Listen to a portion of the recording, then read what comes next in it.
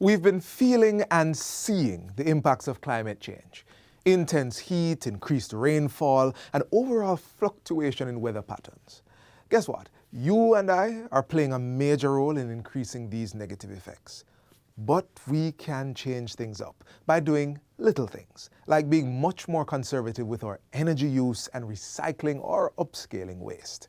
Mother Nature needs our help. Let's come together and make it work. Welcome to Jamaica Magazine. I'm Theodore Henry. This week, we'll kick things off with a back-to-school message from Education Minister Favour Williams.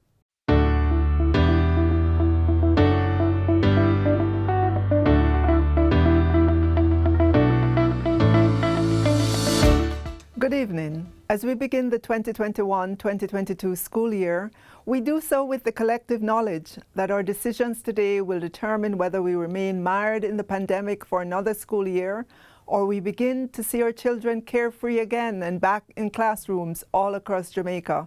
Let's make the decision to get vaccinated today. On Monday, September 6th, all schools will begin classes using the online or computer-aided learning.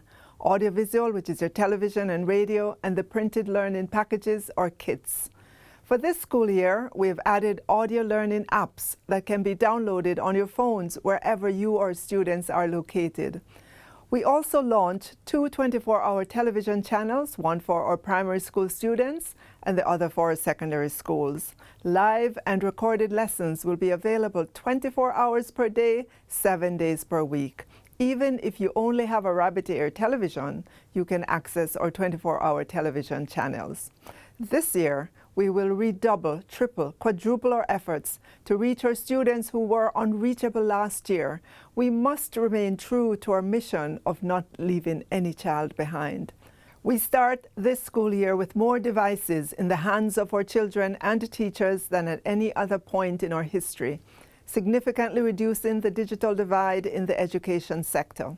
Let us leverage the technology skills that you, our teachers and students, would have gained during the school year recently ended to move forward confidently in this digital age.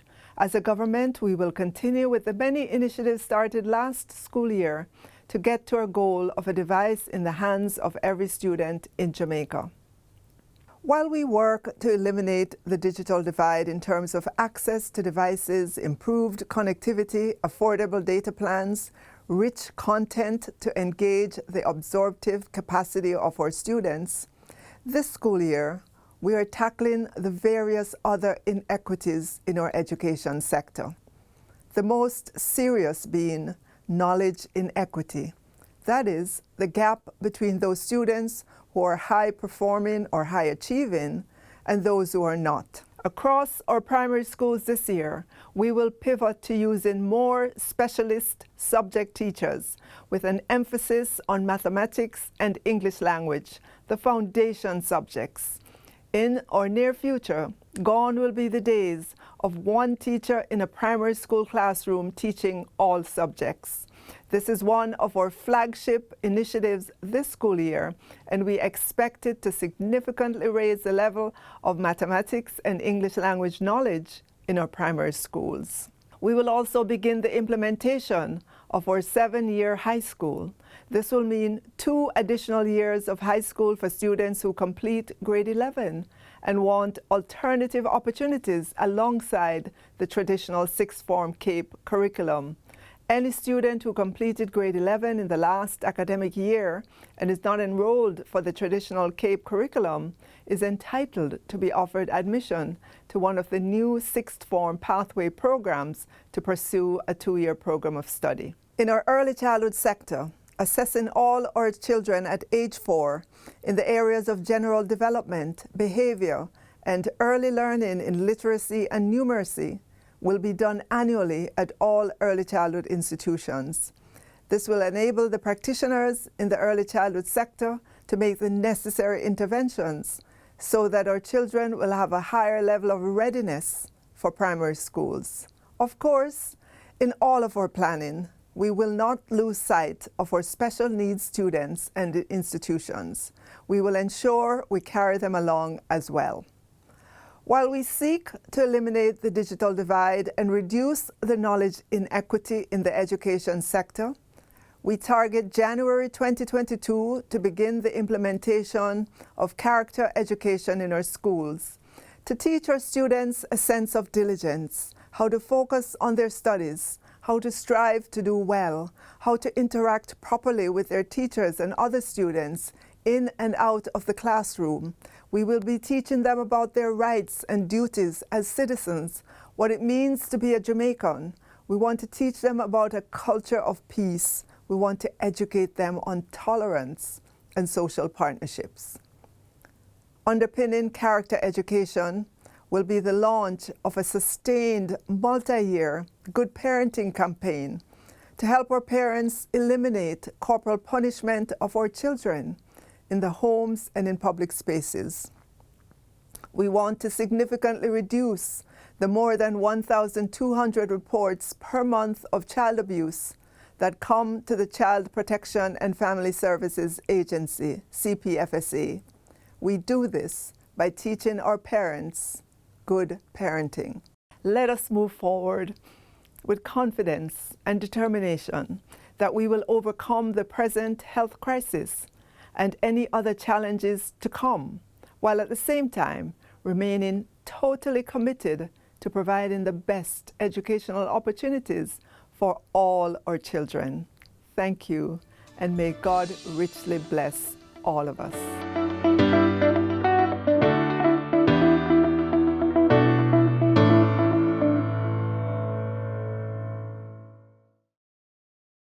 Read a book, magazine, newspaper. Read a book right now or later. Read a book for the higher education. Read a book, oh what a sensation. Read a book, magazine, newspaper. Read a book right now or later. Read a book for the higher education. Read a book, oh what a sensation. Read a book. We've recently experienced back-to-back storms, which are possible indicators of what the rest of the hurricane season may have in store. The good news is that there are ways in which we can prepare for these disasters. Find out more next on Get the Facts.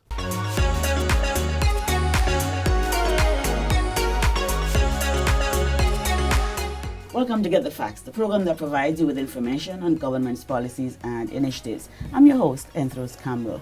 So happy to be back in your company. Today we'll be talking about the 2021 Atlantic hurricane season, which runs from June 1 to November 30. We have with us Mr. Richard Thompson, who is the Acting Director General at the Office of Disaster Preparedness and Emergency Management, ARTPEM. He's going to tell us about the expectations for the season this year and the country's level of preparedness and how to protect life and property. Mr. Thompson, welcome to the program. Yeah, thank you for having me. Good. Yeah. Let us start with what are we to expect for this season? We've been hearing that it's going to be an above normal season. Tell us about that. Yes, well, the season has been projected to be above average. Average normally for a hurricane season is 14. So it is predicted to be 13 to 20 named storms, 6 to 10 to be hurricanes starting at 74 miles per hour. For your storm systems, it really starts at about 39 miles per hour, classifying as a tropical storm. And then it goes through a process to be up to, we hear a lot about Category 5 system, which is at over 157 miles per hour. And so we are expecting as well 3 to 5 major hurricanes. Major hurricanes being Category 3 systems, that is at 111 miles per hour, starting at that level, and so it is really shaping up to be very active season. Last year would have gone to about 30 systems, where would have gone outside of the regular names for hurricane, and then we went into the Greek alphabet. It might not be so active this year, but it is shaping up to be a very active season. My next question will be then, are we ready? Yes, we are. We would have done a lot of work going into the season. There would have been a meeting of the National Disaster Risk Management Council that is chaired by the Prime Minister, and we would have done extensive work in terms of looking at our shelters, looking at our priority drains across the country, the work that the municipal corporation would have done in terms of their own preparation as well, looking at the localized drains, looking at the shelter process. They're a part of the process with the ODPEM. And so from last year, we would have put into the mix in terms of the assessment for shelters, the Ministry of Health, given COVID, the Jamaica Fire Brigade, and the Superintendent of Roads and Works, because our shelters have to be properly prepared and they have to be outside of the COVID standards that we are putting in, or that we would have put in from last year. We also have to ensure that our shelters is equipped to take the age population and persons who have disabilities. So we are actually catering for everyone in our shelters. So we had a little test with Elsa. Yes. Did our systems hold up? It hold up to some extent. We would have seen a lot of rainfall. And some flooding. And some flooding. So it held up to what was expected. Yes. What it does for us now, it literally provides us with a kind of a live simulation. Yes. So for us now to kind of recheck and have a relook at our systems and then now reshape what we have to do going further into the hurricane season. Okay. So that's ODPEM. What should Jamaicans be doing now to secure their homes? For the general public, one of the things that normally happens during hurricanes is that persons tend to lose their roofs. So your roof retrofitting is critical to the process. To the process of individual preparation. So a person should check. A lot of persons probably would have found out during Elsa that they would have been having roof leaks and all these things. So they have to, you sort that out now. You look at your roof, look at the members, look at whether you have enough hurricane straps. If you don't have those, you put those in. You look at your general yard situation. If you have a lot of stuff on the outside, sometimes we tend to have a lot of old stuff that we would throw down in the yard.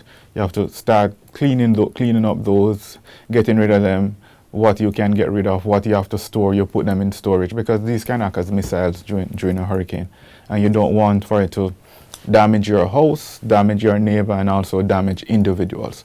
So you have to make the necessary preparation now to clean up those. A lot of us we tend to have trees in our yard, mango trees, coconut trees. If you have to do some limbing of those, you do that. If the limbs are too close to the house, you do that. If the trees are too large, we speak about replanting of trees and looking at what is happening in terms of climate change. But for your home security and for security of lives, if the trees are too large and they are too close to your house, you probably might need to think of getting rid of those, and then you replant something which is not so close to the house, because you still want to ensure that we're maintaining that kind of environmental and ecosystem dynamics. Right. So you replant those, but if it's too close to the house, then you have to look at doing some limbing or removing the tree altogether, so you can be protecting your house. So we need to be looking at our roofs, we need to be looking at the trees that we have around us. And what about our windows? Yes, so for our windows, those tend to blow out in a storm if they are not properly protected. So for persons who can afford to put in storm shutters, we say put those in. Yes, they are pretty expensive to do, but if you can afford to do it, you have to do it to protect your windows. Okay, we're going to take a break now and come back with more useful information on hurricane preparedness. Please stay with us.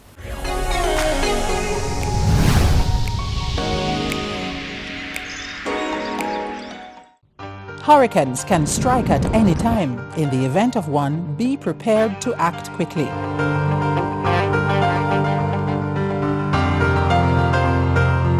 If a hurricane watch or warning has been issued, review your home disaster response plan. Map out likely routes to evacuate if your home is at risk, and confirm with relatives or friends you plan to stay with. Also, confirm the location of the nearest shelter. Check your emergency supplies and restock if necessary. Remember, disasters do happen, so be prepared.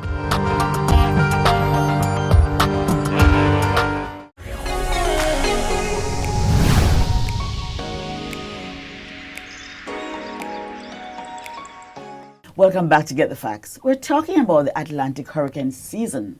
With us is Mr. Richard Thompson, who is the Acting Director General at the Office of Disaster Preparedness and Emergency Management, ODPEM. Tell us now about our shelters. We are still in a pandemic, right? You have to observe certain protocols. You have to train your staff. Tell us, how is that going and how ready are we? Yeah, so we are still in a global pandemic. We still, COVID is still real in Jamaica, despite what a lot of persons might still be thinking. COVID is still real, so we have to make preparation for our shelters amidst COVID, and everything that we have done for our shelters were done against COVID imperatives. And we would have started this from 2020, when we would have had our first case in March of 2020. We start looking at how best now we would be managing our shelters going into the hurricane season. So we would have recrafted our national shelter protocol to ensure that it is reflecting COVID standards. So part of that standard is to ensure that there is temperature checks at the facilities, there is enough sanitizers at the facilities.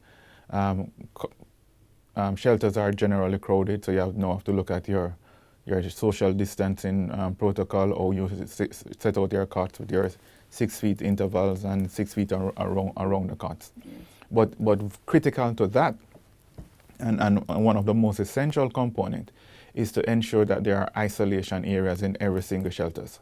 So we would have done all the shelter assessment way before the hurricane season, and we would have put in place 86 shelters nationally. And every single one of these shelters have an isolation area, where if someone comes in and they're already showing sign of COVID, you can't turn them away, because you have to provide safe refuge for everyone in a hurricane. You have to ensure now that those persons can be placed in an isolation area. If persons are already in the shelters and you have persons showing any signs of COVID-19, then they are placed in the isolation areas as well. Isolation area is equipped with its own bathroom facilities. Some of the isolation areas have bathroom already attached to the facility.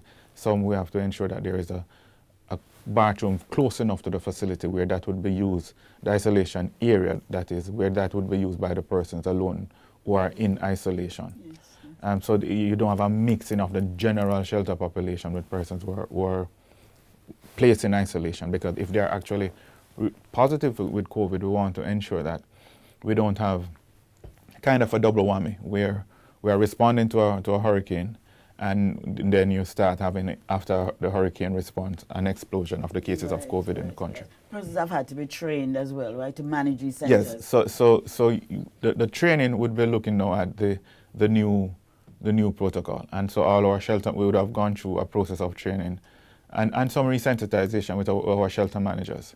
A little bit difficult in this whole COVID-19 scenario, where we can't have much face-to-face interaction, yes. But a lot of the training were done, using the digital platforms that everyone is using these days to do those trainings. So we would have done those, and we would have done our resensitization. Right. Tell us about the shelters. Where can we find them, and some numbers that we can? Well, they're all around in every single parish. And we have very experienced shelter managers. Some would have been in the system from in the 80s, and we commend those persons for the level of volunteerism and that kind of sense of duty to nation. And so they're across the entire country. Persons can make contact with their parish offices. They can go on our ODPEM website at www.odpem.org.jm. Part of the new process as well is to, whenever time our shelters are activated, you can go on the ODPEM website and see the shelters that would have been activated. They move from green to red, that kind of thing. So we are using the technology to facilitate. Times when you can't go on our website. And so you can call the ODPEM office 906-967425 or 754-907728, and you can call your parish offices as well. And we list all those offices on the ODPEM website at present, and there's a list in there so persons can go on from now, and you familiarize yourself, yes. and you write down the numbers, and you get the contact as well for your parish offices. When people are going to shelters, they tend to take everything their own. What should we not take to shelters? What do we need to take? Well, you need to take for the outset some non-perishables. You take your so you can tie you over. We have to ensure as well that we are providing for persons who generally won't be able to come in with any supplies. So the state mechanism will ensure that those persons are provided for. You take along your medication. Persons who have some degree of comorbidities, your diabetes, your hypertension, you're taking along your medication. If you have any other condition and you're on medication, you take along those with you. Formulas for babies, if you're taking babies into the shelters, formulas, diapers, those things for babies, those have to be in. We don't admit animals in the current shelters. That's something that I think we have to look at going forward, because a lot of persons now in Jamaica, we used to have dogs, but there are more dog owners. Yes. There are more dog owners in country now, and persons have other pets. So that's something as well that we have to start looking at, how you provide an additional shelter for pets and all these things. It happens in other jurisdictions, something that we have to pay critical attention to in Jamaica. Yes. But for now, you don't take your pets in. We try to ensure that you're not bringing in any illicit items. So the shelter managers have to manage those. The constabularies are part of the process. They do their regular checks from time to time. So no knives, no illegal guns, that kind of thing. You don't bring those into the shelters. And you best as possible come in. And what we have been advocating for is that when you come into the shelters, you take care of the facilities. And you leave them in the same condition that you would have gone in and see it, or leave it even better. This has been Get the Facts, and our guest was Mr. Richard Thompson, who is Acting Director General at the Office of Disaster Preparedness and Emergency Management, ODPEM. For more information on disaster preparedness, please visit the agency's website at odpem.org.jm. You may call them at 906-9674 or email them at odpem@cwjamaica.com. Until next time, when Get the Facts brings you more useful information, I'm Enthros Campbell. Thanks for watching, and do take good care.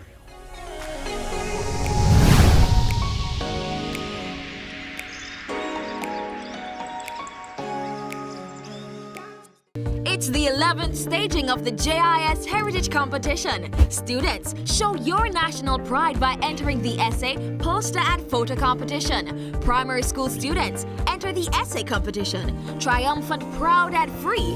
Use this phrase from the song Jamaica Land of Beauty to explain our nation's heritage and achievements. High school students, design a poster that best portrays the phrase triumphant, proud and free. And university students, capture a photo that depicts the phrase triumphant, proud and free. Submit your entries by October 31. Visit jis.gov.jm for competition guidelines. Triumphant, proud and free, the JIS Heritage Competition 2021. The Jamaica Information Service has been on a transformation journey from inception to the cutting-edge media entity it is today. And the organization continues to find new and creative ways to reach its audience.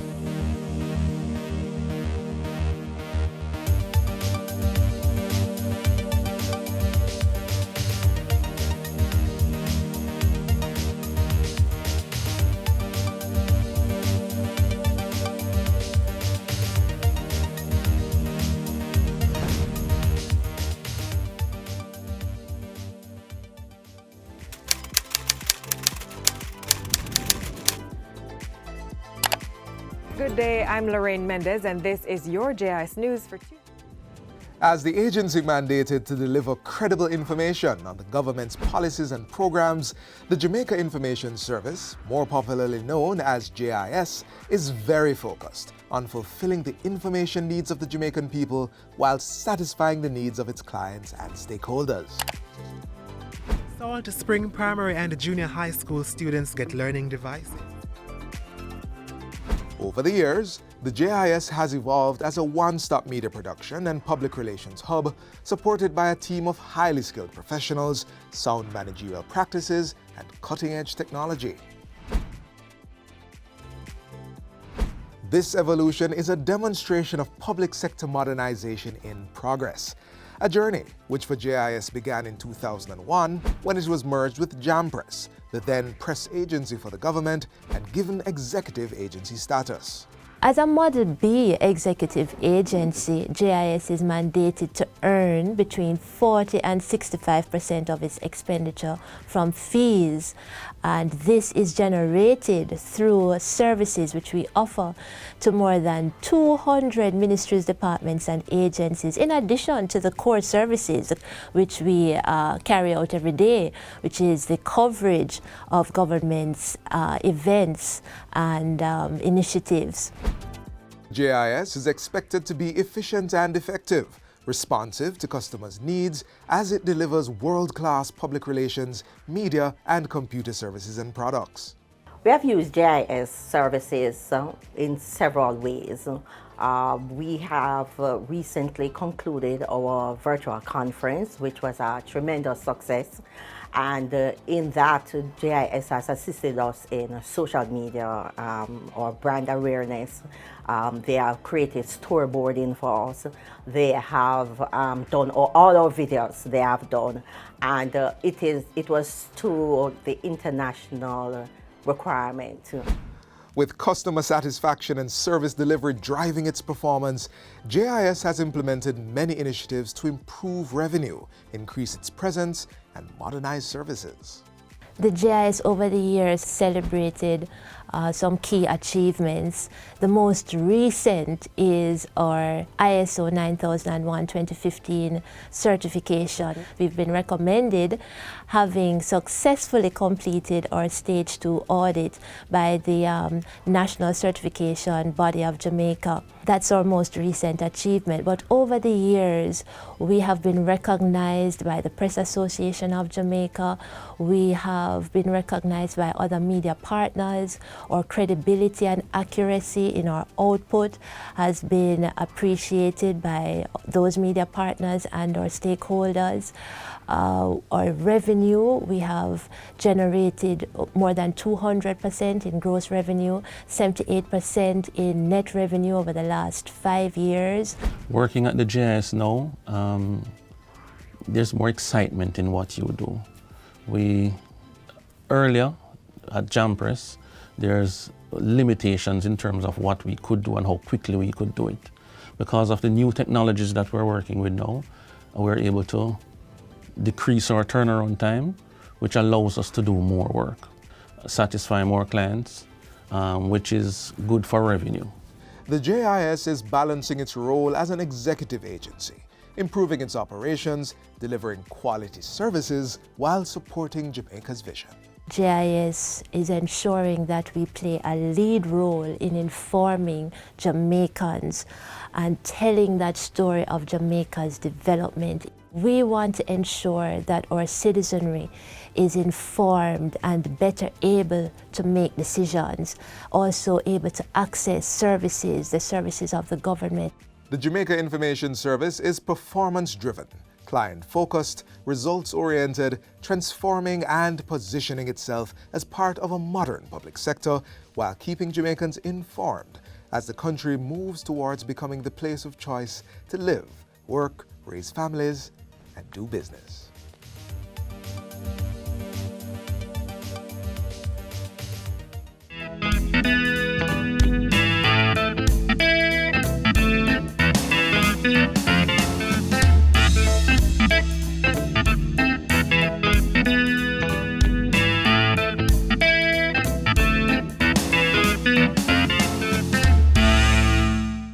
This is where the magazine ends for today, but if you would like to see more content like this, visit our YouTube page. We also have all the latest news and updates on our social media pages and on our website, which you can find at jis.gov.jm.